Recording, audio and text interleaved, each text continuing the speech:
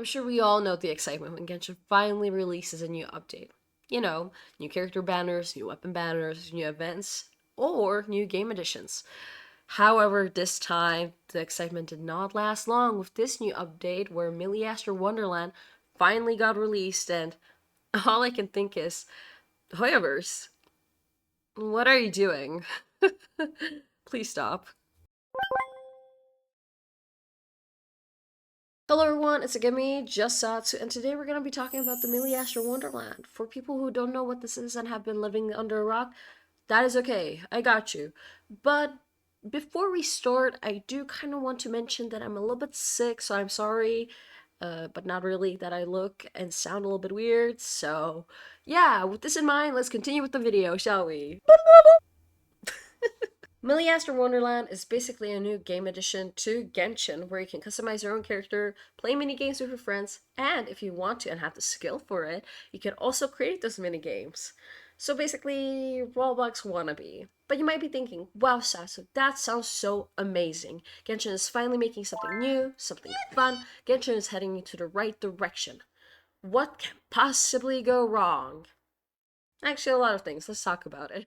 Putting the obvious aside, which is how the mini games are very much buggy and the game rules of these mini games are very much unclear. Which, yes, I am aware we're still in the beta testing. We're the beta testers of this Milliastra Wonderland thing. So I won't be too harsh on it, but still, doesn't scream like multi-million-dollar company production to me. But whatever, that aside, I'm here to talk about something else. I'm here to talk about the character customization, giving them tiny, by tiny I mean really tiny bonus points for finally adding more skin color variety into this. Well, now the question is, when are they gonna actually use this variety of theirs to actual playable characters? That's suspicious. But with this set, there's nothing much to it. I mean, yeah, you can gamble for outfits since it is a gacha game, but wait a minute. How can I get the outfits I want? I don't see how to get the gambling currency, not by any achievements or quests or anything. How do I get them? You can't be serious. I gotta use in real life money. Oh, they're serious. Okay. Yes, you heard that correctly. Instead of being able to get this gacha currency by grinding, farming, achievements, and etc., or straight up buying the thing you want, you first gotta waste your in real life money on a gacha currency, and then maybe you'll get it. For people who are not catching on, that is okay. Normally, when you buy something like a in-game mod, skin, accessories, so on, you normally get it like a normal purchase, right? Just like at the store. You pay for an apple, you get an apple, right? But not here. You first gotta pay for something, and then you'll maybe get it if the game feels like it. Normally, this would not be an issue since we are talking about a gacha game. But normally, gacha games let you get these in-game currencies that you can gamble with for free just by grinding, exploring, doing achievements, and so on, right? Not here in the Milliastra Wonderland. No, no, no. The only thing you can grind for here is for the in-game gacha currency for the standard banner. Not the event banner, for the standard banner, right? For people who are still not following, imagine you can only pull for Diluc, Jean, Mona, Aquila Favonia, etc., right? But characters like Flint, Arlecchino, and the new meta characters just passing by because you, as a free-to-play player, in this case, do not have the chance or the option to spend your in real life money on this game just to have a chance to gamble on this specific banner. It's not like you can decide if you want to pull on this.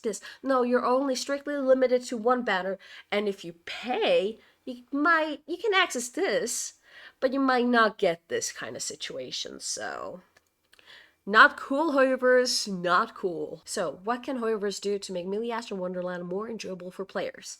Well, not that I'm an expert or anything, but I've been playing Genshin for over 4 years now every day because I don't have a life. So, in my personal opinion, make the in-game gacha currency for the event banners free to play. What I mean by that is that they can complete quests, achievements, and so on, and they get it like just like Primogems in the open world kind of situation, right?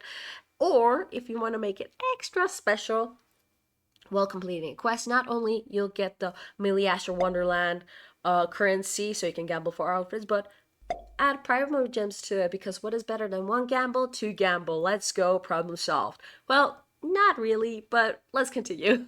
Another thing I think they should fix, in my opinion at least, is when you join a mini game. It just feels so empty and eerie, and it feels like you're playing an NPC. Even if you have the skin on, it still feels kind of mid. And sure, a lot of players do not have to mind this and are there for the in-game experience, but let's be honest, a lot of people do mind this, otherwise we would not talk about this. Players will just go back into their normal Genshin open world and just play there and not care about Milliastra Wonderland whatsoever. So, for whoever's sake, as I want to see them succeed in this, I would suggest going this path as well. Just trying to fix everything. But again, this could be because it's still in beta testing. What do I know? Only the future can tell, so we just gotta wait and see.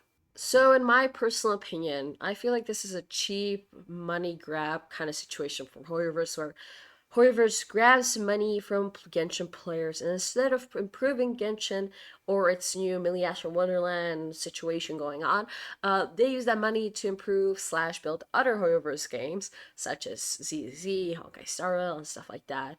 But some of you Hoyoverse glazers could be like, oh no, Satsu, you're so wrong. Hoyoverse is improving Genshin, blah blah blah. Which to some extent I agree. I could see some improvements here and there. They're trying with their character design and stuff like that. But when I compare it to other games, such as Honkai Star Rail, for instance, I think that's a great example, especially if you play it. You can see the difference is huge. It's really huge, even though it's created by the same company. So I know Hoyoverse can do better. They just don't want to do better because they know whatever they give Genshin players, even if it's just tiny little breadcrumbs, Genshin players will be like, oh my gosh, thank you so much, Genshin. Thank you, Hoyoverse. Thank you, thank you. Not worth it, guys. Not worth it. Stand your ground and know your worth and your money's worth. Question marks. Anyway, thank you guys so much for watching my short video. I also apologize for not uploading as often as I should be, but I'm busy and exhausted for not only for my, in real life job, but also because of streaming.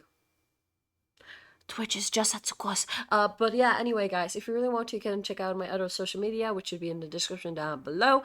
And until next time, guys, bye bye!